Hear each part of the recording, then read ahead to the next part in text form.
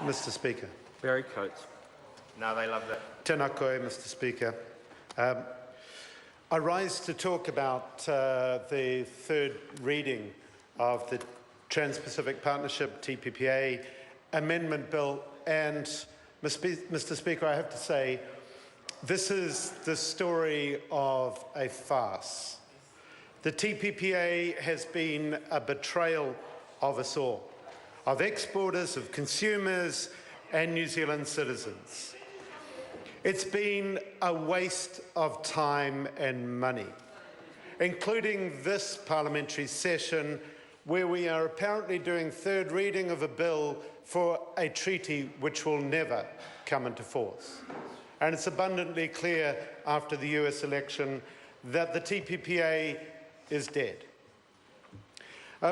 We're not here to dance on its grave and celebrate. Actually, what I want to talk about is the lessons that we should be learning from this debacle. And I want to get away from the free trade blah blah, actually to look at the myths and the reality of the TPPA. You know, firstly, it's been a shockingly bad process. There were 7 years of secret negotiations where we were told, oh yes, it's all in your interest, I'm not going to show you the agreement, but trust me, I'm the minister. And in fact, what we saw was a story of secrecy, arrogance, and patronising behaviour. There was a pretense of consultation. There was no parliamentary scrutiny. And what we've seen through this process is the fact that the people of New Zealand have not bought the arguments for the TPPA.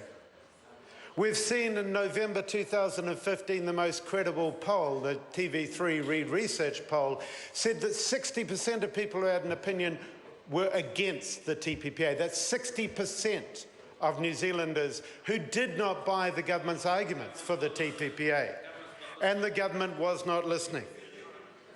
And apparently, at that stage, the minister then said, oh well, anyone who's against the TPPA is just rebel who knows nothing, and that's 60% of the public. So what do we know about the TPPA? Well, we know that there are myths here. We know that there's a myth that it's an agreement about free trade and it's going to be good for us all. Actually, if you look at it, it's what we call a Trojan horse treaty. The Trojan horse is the apparently attractive outside, and the attractive outside is that it's going to reduce tariffs by $274 million by 2030. Now, actually, that's not a very big number in the context of the whole New Zealand economy. And the modelling that was done by the New Zealand government was absolutely shoddy. It was criticised even by the US government in the International Trade Commission report in the US, which directly refuted the assumptions that underlay the New Zealand economic modelling. So even the tiny benefits that New Zealand said were going to come from the TPPA, of less than 1% increase in gross national product by 2030, were illusory. And that 1%, by the way, from the TPPA would compare to 47% increase without the TPPA. So you either get 47.9% or you get 47% by 2030. What kind of benefit is that from an agreement? Let alone the fact that even those benefits were illusory. There was also the myth that the investor-state dispute settlement mechanism won't happen to us because we've got a few of these agreements and we haven't been sued yet. Well, the countries that we have agreements with under the ISDS have taken so far 11 cases of the 696 cases so far taken.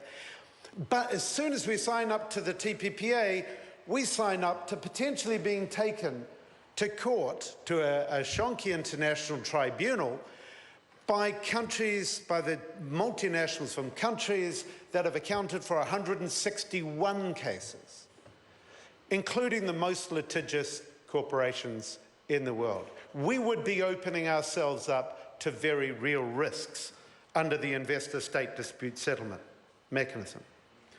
We're told as a myth that legitimate government policy won't be undermined. But in fact, what the phrase in the agreement says, that governments have the right to regulate unless it's against the terms of this agreement. So what kind of exception is that? What kind of protection is that for a government right to regulate? It's entirely an illusion. We've been told that foreign investment is a path that we're going to benefit from and we're going to get rich, so the TPPA would have opened up foreign investment and this bill would have actually taken the regulation of foreign investment out of the hands of Parliament and given it to Order of Council, taken it out of the democratic mandate of this Parliament. And so what the New Zealand people know is that our iconic places are being bought up. They know that our farmland is being bought up. They know that our value chains are being bought up. They know that we're being locked into a commodity economy that is unable to add value in our own land. We're told that the TPPA actually would be good for the environment. And lo and behold, if you look through the 6,000 pages of the TPPA, there is not a single mention of climate change. Not one single mention in 6,000 pages. This agreement would have been a major block in the way of countries taking action on climate change, as well as countries trying to protect their environment. We're told that there's market access for agriculture, and then it turns out that we didn't get the gold standard agreement after all. What we got is something that accounted for about 3% of US agriculture markets, the equivalent of 3 large dairy farms. And what the TPPA would have done is would have locked in that bad deal through this agreement in ways that would have made it even harder in future. And it would not have touched the agricultural subsidies that our farmers most struggle to compete with internationally. So is this a good deal for New Zealand business?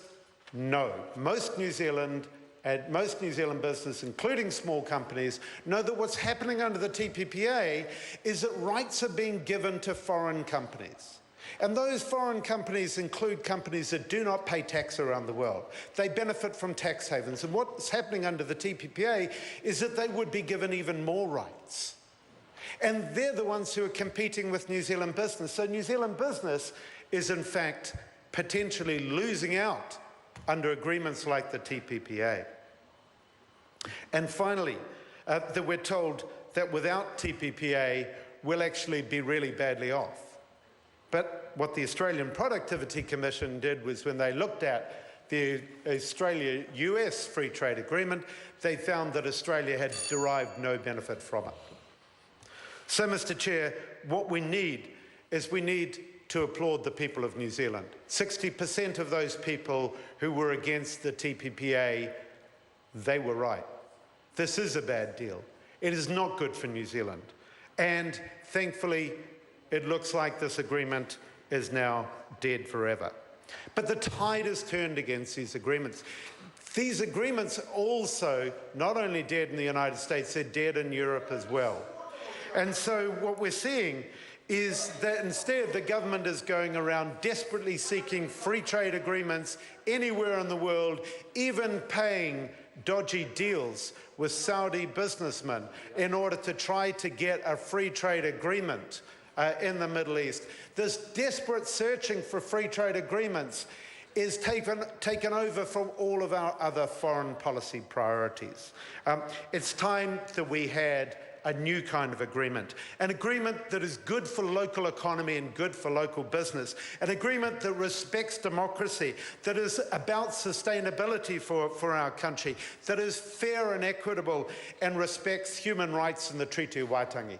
Those are the kind of agreements we need. We can have those agreements. Instead, we've been wasting our time with this agreement. This third reading is a complete farce. We need to stop chasing these deals that are pretending to be about trade, but are actually about rights to foreign corporations. We as the Green Party have been fighting this agreement for 7 years. We will not support the TPPA. We will not support the Regional Comprehensive Economic Partnership, which is a parallel agreement with China. We won't support the Trade and Services Agreement, and we do not support this bill. Thank you, Chair.